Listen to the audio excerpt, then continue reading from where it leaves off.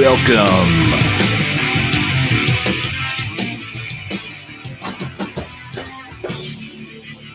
to Teamwork Tuesday.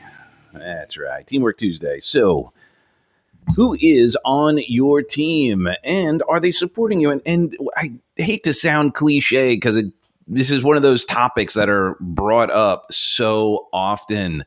The team that you're on, and are they supporting you? Is your team holding you to a high standard? Are they playing fairly? Are they playing in a way that is bringing out your actual best, or are they taking you out? And oftentimes we don't realize how our team could be perhaps negatively affecting us.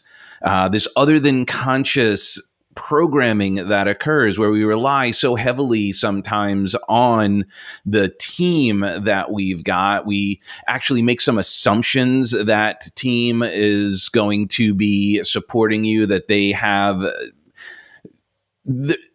their intent is always there. I would like to think that the positive intent is there. However, leadership is about, and when it comes to team, is about anticipation as to what the next steps are going to be and how they are impacted by all of the other players. And this is why coaches are so important, where they're able to help align the team, get everyone on the same page, and also how team is showing up even when not on the field. And that great example of that as far as standards, and I believe it's still the case. I believe it was the New York Yankees. When they traveled, they had to dress appropriately, and appropriately for travel was suit and tie and very well dressed. And what is that really coming to show is how you do anything is how you do everything. How is your team playing, and who is on your team? And notice, what impact are they having? Are they willing to have those conversations to say, hey, maybe this was great and we could work on a little bit? Are they running drills with you? One of the great things we do in sales training and speaker trainings and that nature is running drills, running the role play opportunities where the team works together doing those drills. And that's no different than sports. So when you're stepping back and you're looking at your team, again, not to sound cliche, there's no I in team. There's no I in Team America. Yes, there is. It's from Team America, the movie. We want to be really clear that sometimes these cliches are so because they are that important. So when you think about how your team is affecting your outcome, whether it's your personal outcome, whether you're an entrepreneur, everyone who you connect with is part of your team. When you go to a networking event, all of the people that you meet at a networking event are in fact on your team, aren't they? Think about it. When you go to a networking event, you're really going there to build relationships, team, to create referral resources, team.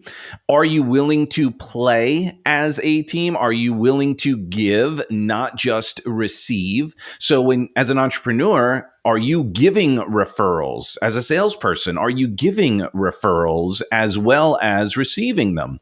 Right? Bob Burg wrote a great book called The Go-Givers, and it's all about that. So look Bob up, great guy. Fantastic book about being a go-giver, about adding value. And if you think about the team as a symbiotic organism, it's contributing to each other, it's supporting each other, having a desired outcome that, and this is important, and again, not to sound cliche, that everyone wins.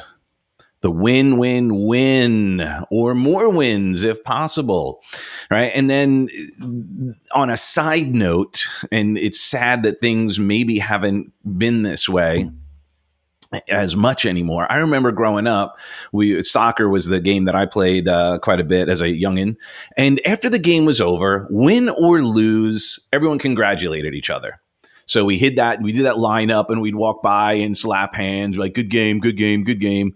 Now, granted, if we were the losing team, sometimes we weren't as excited to say good game and good game, right? But it still instilled that as part of the process, that even when we're working with another team, we're still working together. Opposing teams does not mean there has to be true losers. And I'm not saying participation awards. I'm saying that there's benefit from the challenge, that by doing so, if we go into it with the mindset, hey, we can grow, that the resistance from another team, from another perspective, is still teamwork. We're still working together for that ultimate goal of growth, for that ultimate goal of expansion, for that ultimate goal of everyone holding each other to a higher level so that we keep growing together. So I wonder if we looked at our entire environment that way, whether it's our corporate structure, whether it's our internal structure, whether it's our family structure, whether it's our entrepreneurship. How can we set up our teams with the mindset that resistance is great, that gives us opportunity to learn and grow? The conflict of two teams is powerful, that we can grow, learn, challenge ourselves for new and powerful ways, and not make anybody wrong, but just to have a different idea from, learn from them and say, oh, yeah, well, I didn't think of that. Yes, because our ultimate goal is that we all win. When we think in those terms, like all boats rise and fall with the tides, we're in this together.